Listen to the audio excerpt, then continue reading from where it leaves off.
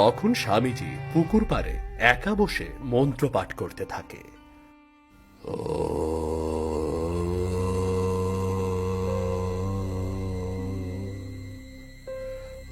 গ্রাগ বিরাগ মহাপ্রলয় জলোদ্যগ সর্বত্র মুখ নিঃসিংহাং বিষণং ভদ্রাং মৃত্যুমৃত্যং নমন্যহম মৃত্যুমৃত্যং নমন্যহম।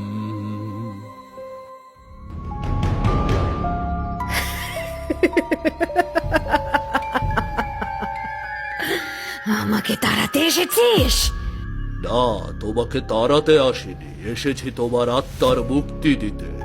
না, আমি মুক্তি চাই না, আমি প্রতিশোধ চাই, প্রতিশোধ।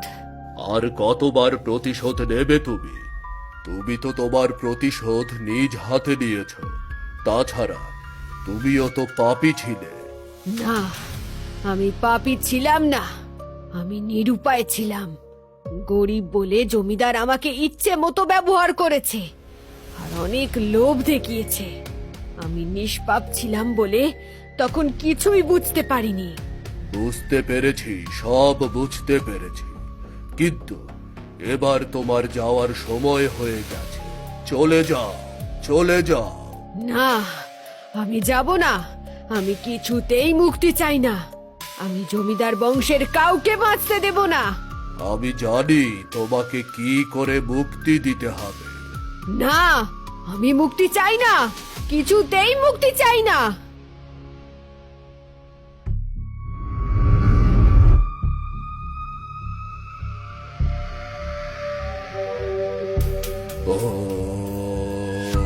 বুকুরাগ বীরাগ চলন্তাং সর্বত্তামি নিঃসিংহাং ভীষাং ভদ্রাং মৃত্যুমৃত্যং নমা নমা। ওং ক্রিং কলিয়ায় নমঃ। ওং ক্রিং কলিকায় নমঃ। আহ!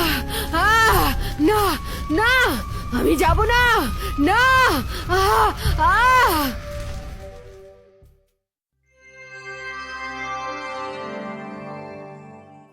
সকাল হলে দেখা যায় অরুণ তার কণ্ঠস্বর ফিরে পেয়েছে, জেলে সুস্থ হয়ে উঠেছে। এতেই গ্রামের সবাই বুঝতে পারে রহস্যময় পুকুরের অভিশাপ দূর হয়েছে।